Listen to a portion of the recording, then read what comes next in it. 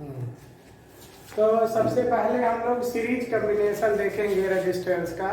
Suppose करिए R1 R2 R3 इस तरह से कनेक्ट है। अगर सभी रेजिस्टेंस में सेम करंट पास हो रहा है तो वह आपका सीरीज कॉम्बिनेशन होगा, है ना। सीधा मतलब उसके जोड़ने से हम नहीं ध्यान देते हैं कि किस तरह से कनेक्ट किया गया है। अगर सब में इक्वल करंट पास हो रहा है तो वह सभी रेजिस्टेंस कैसे लिए जाएंगे, सीरीज में लिए जाएंगे। तो इसमें पहली चीज तो ये पॉइंट होगा कि सब में करंट इक्वल पास होगा। जो टोटल करंट है वही करंट इसमें भी पास होगा, इसमें भी आई करंट, इसमें भी आई करंट पास होगा, ठीक है। और जो ये टोटल पोटेंशियल डिफरेंस है वह तीन भाग में बढ़ जाएगा, क्योंकि यहाँ पर आप तीन रेजिस्टेंस लगाए हो। ये पोटेंशियल तीन भाग में बढ़ जाएगा, यानी total potential difference V equal to V1 plus V2 plus V3। हम लोग को न्यूमेरिकल पर फोकस करना है।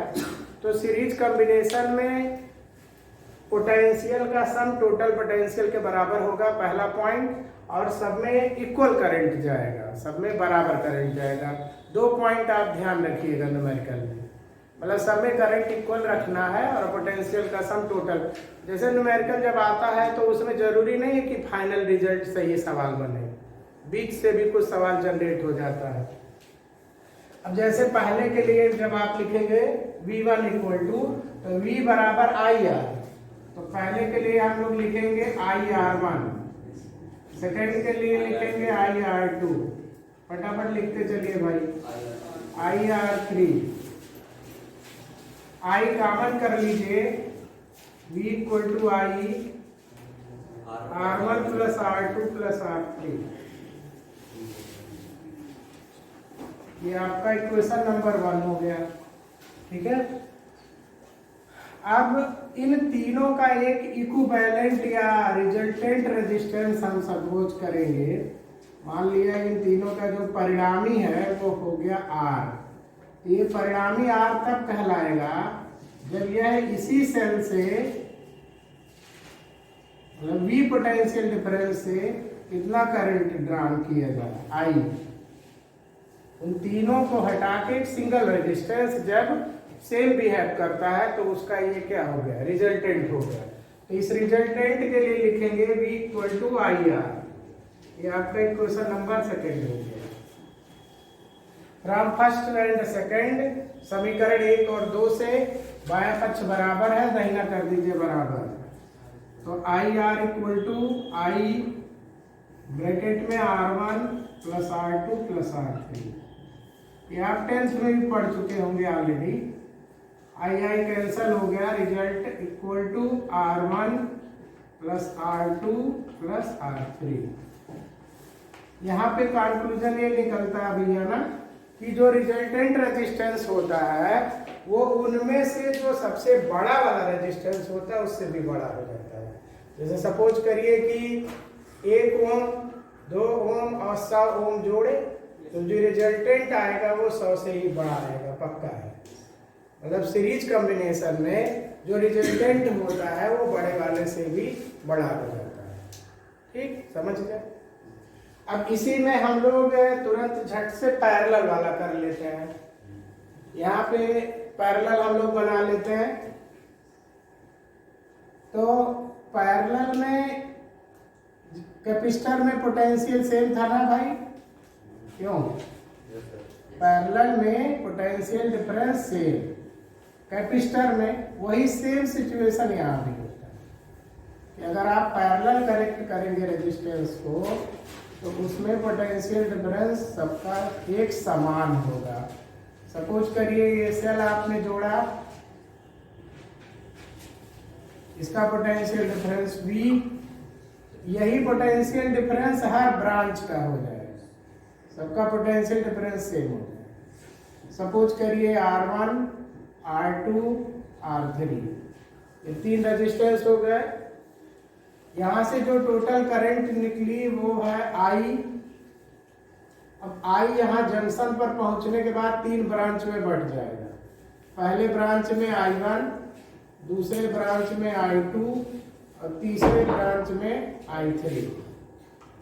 तो यह जो टोटल करंट है वह this plus this plus this, मतलब तीनों करंट की योग के बराबर है आपका।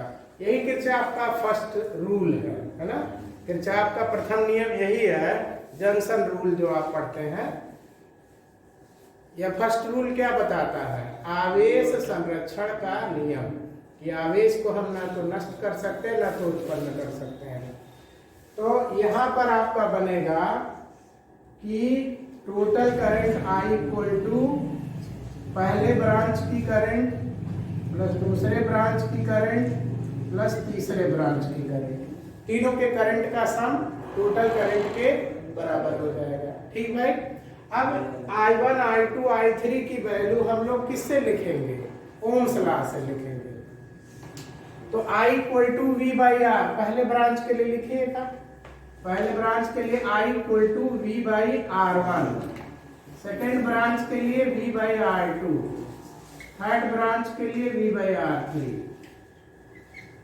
इसमें आप देखिएगा V कर लीजिए कॉमन, तो V कॉमन कर लेंगे तो I equal to V 1 by R1, 1 by R2, 1 by R3।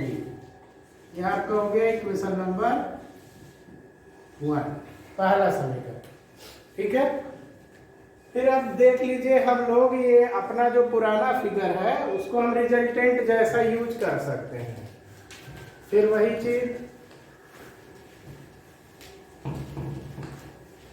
मान लीजिए कि उन तीनों का रिजल्टेंट क्या है? R। उन तीनों का रिजल्टेंट R है। तो उसी सेम पोटेंशियल डिफरेंस से हम सेम करंट प्राप्त करेंगे ना, उसी विभवांतर से वही धारा प्राप्त करेंगे। तो तीनों का यह R क्या कहलाएगा? तुल्य प्रतिरोध कहलाएगा। यह है तुल्य प्रतिरोध कहलाएगा। तो इसके लिए लिखेंगे, तो चूंकि यह इक्वेशन I बराबर है इसलिए इस रिजल्टेंट के लिए भी I इक्वल टू लिखेंगे V बाई R। यह आपका हो गया इक्वेशन नंबर 2, है ना। फर्स्ट और सेकंड दोनों का लेफ्ट साइड बराबर है, यानी बायां पक्ष बराबर है और दाहिना आप कर दो बराबर। तो V by R equal to V common 1 by R1, 1 by R2, 1 by R3। V दोनों साइड से कैंसल आउट और ये आपका चित परिचित formula 1 by R1, 1 by R2, 1 by R3।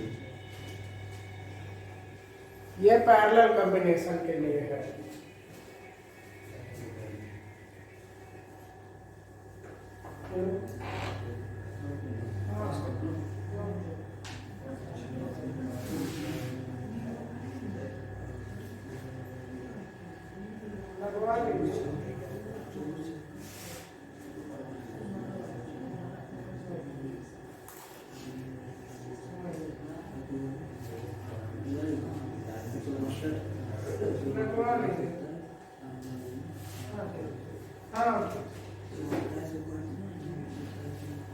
हो गया भैया।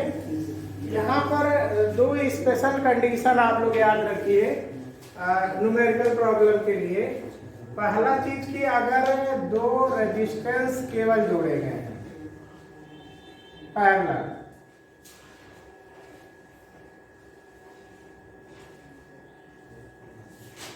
R1 R2,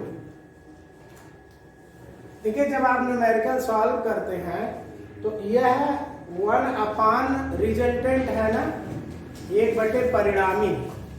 तो हम लोग इसको सॉल्व करते करते लास्ट तक ले आते फिर उसे छोड़ देते हैं, जबकि गलत है ना। फिर उसको पलट देना चाहिए तब तो R का मान आएगा। तो हमें R का मान निकालना होता है, 1 बटे R नहीं निकालना होता। हाँ, तो नहीं, तो इस पूरे को सॉल्व करने के बाद उसका रेसिप्रोकल कर दीजिए, पलट दीजिए, तो R का मान निकल आएगा। तो इसलिए अगर मान लो कि केवल 2 रेजिस्टेंस है तो 2 के लिए हमें सीधे यह याद रखना चाहिए 1 by R equal to 1 by R1 plus 1 by R2। ऐसा कुछ आपको हम कैपेसिटर में बताए थे। एलसीएम करेंगे R1 R2, ये हो जाएगा R2 प्लस R1 अब ऊपर R2 प्लस R1 है, उसको R1 प्लस R2 लिखिए, R2 प्लस R1। इसका अगर आप रेसिप्रोकल कर देंगे तो resultant equal to R1 R2 upon R1 plus R2। तो हमारे कहने का ये मतलब है कि अगर दो रेजिस्टेंस पैरेलल है तो इस फार्मूले के बजाय इसका यूज करेंगे, तो इसमें पुट करने के बाद आपको क्विक रिस्पांस मिलेगा, आप तुरंत उत्तर बता देंगे। समझ में आ रहा है? जल्दी से काम हो जाएगा।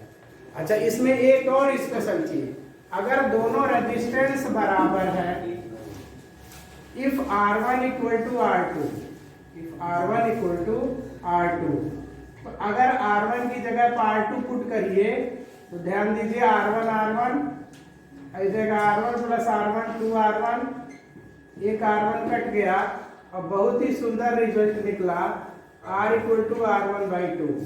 मतलब अगर दो रेजिस्टेंस बराबर वैल्यू के हैं तो उनका रिजल्टेंट जस्ट हाफ हो जाएगा, दो अगर बराबर है।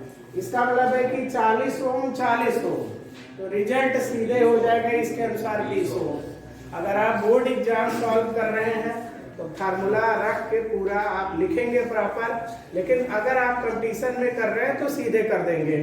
तो 40 40 क्या हो जाएगा पैरेलल, 20 100 100 50 20 20 10, ठीक है। जबकि दूसरे को सुनने में क्या लगेगा, थोड़ा अजीब लगेगा, लेकिन फिलहाल हम लोग नॉर्मल एडिशन नहीं पढ़ रहे हैं, रेजिस्टेंस का पैरेलल पढ़ रहे हैं। तो इस तरह से पैरेलल और सीरीज मिक्स कंडीशन भी बनता है। तो मिक्स को भी हम लोग सेम टू सेम कैसे करेंगे, जैसे आपको कैपेसिटर में बताए थे, थोड़े थोड़े ब्रांचेज को लेके हम लोग सॉल्व करते हैं।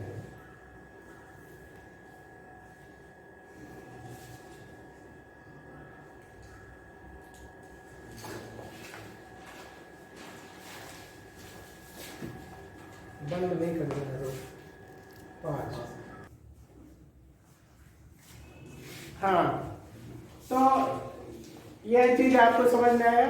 सेल के दोनों इलेक्ट्रोड के बीच का अधिकतम विभवांतर, इसको हम सेल का विद्युत वाहक बल कहेंगे, इलेक्ट्रोमोटिव फोर्स कहेंगे, जबकि सेल से कोई करंट न ली जाए।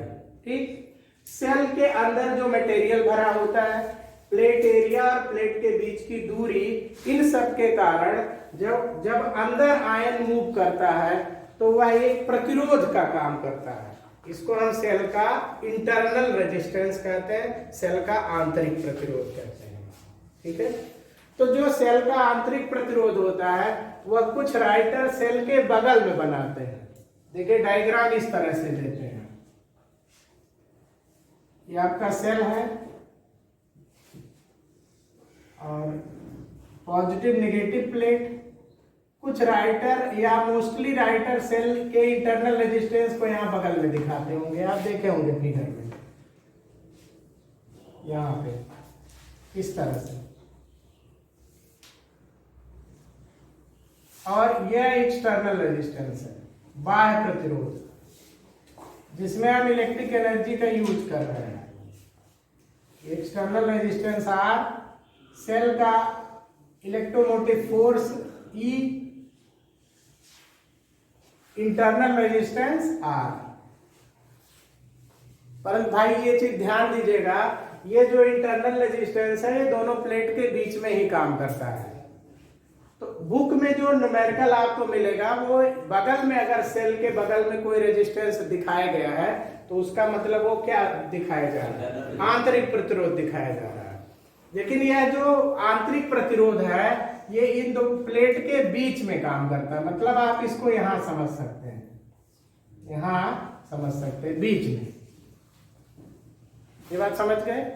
तो ये सेल का आंतरिक प्रतिरोध है, इसको बगल में दिखाया जाता है। अब इस पूरे सर्किट में टोटल रेजिस्टेंस कितना हो जाएगा, देखिएगा सब में सेम करंट जाएगा ना, करंट फिलहाल इधर से इधर जाएगा, सब में एक समान करंट जाएगा। और जब करंट एक समान जाता है तो रेजिस्टेंस कैसे लिए जाएंगे भाई, सीरीज में, श्रेणी क्रम में। इसलिए दोनों रेजिस्टेंस कैसे लिए जाएंगे, सीरीज में।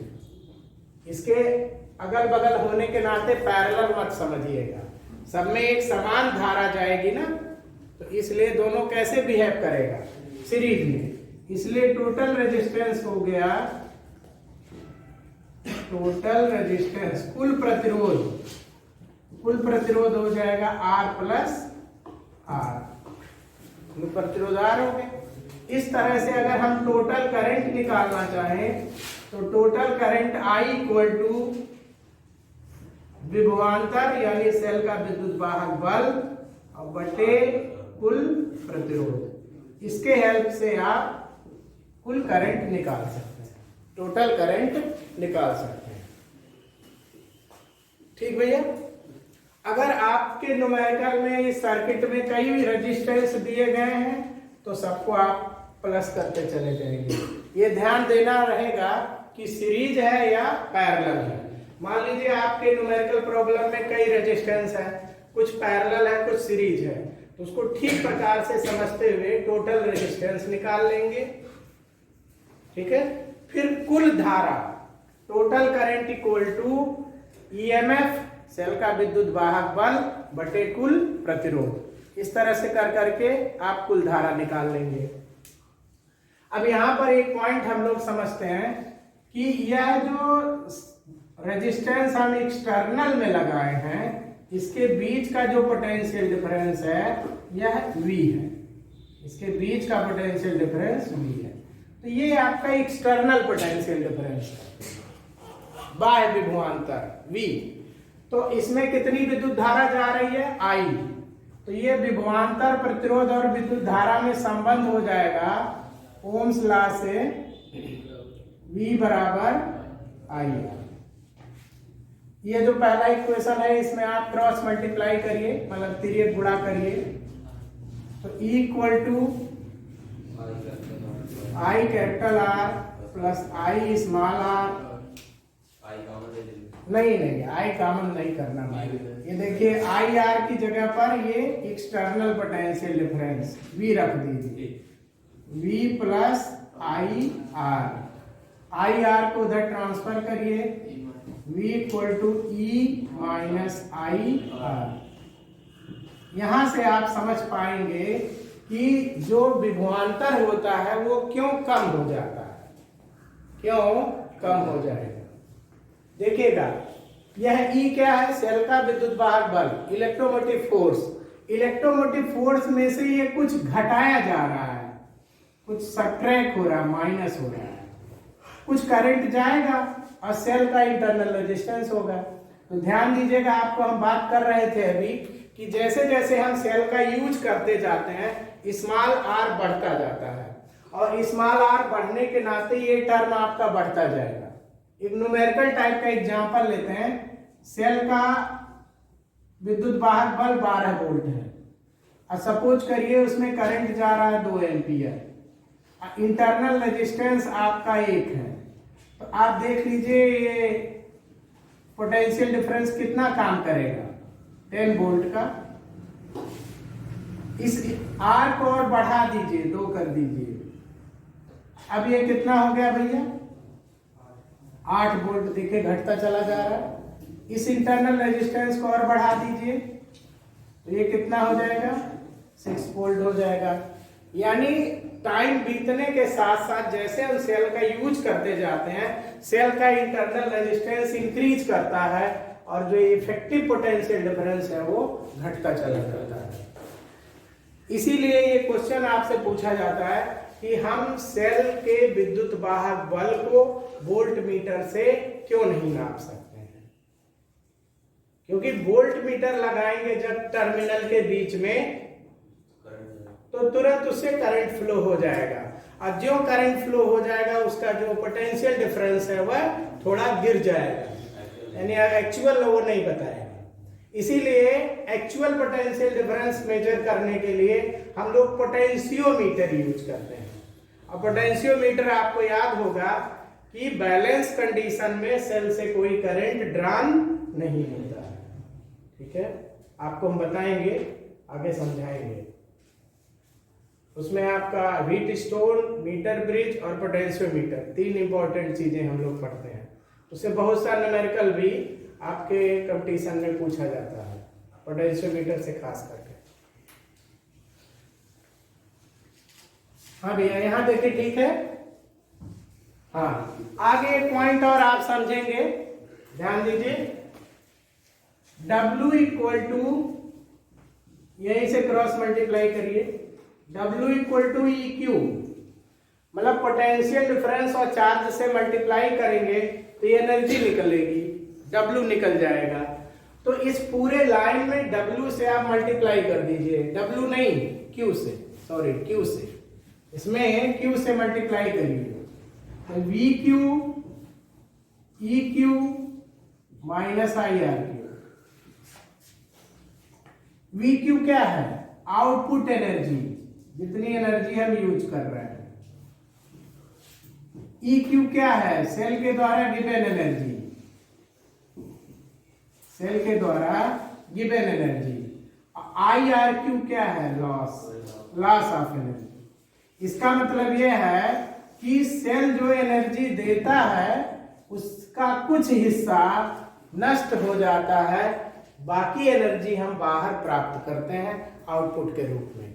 कुछ एनर्जी रिड्यूस करता है, उस रिड्यूस करने के पीछे जो वजह है वो क्या है? Internal resistance of the cell है।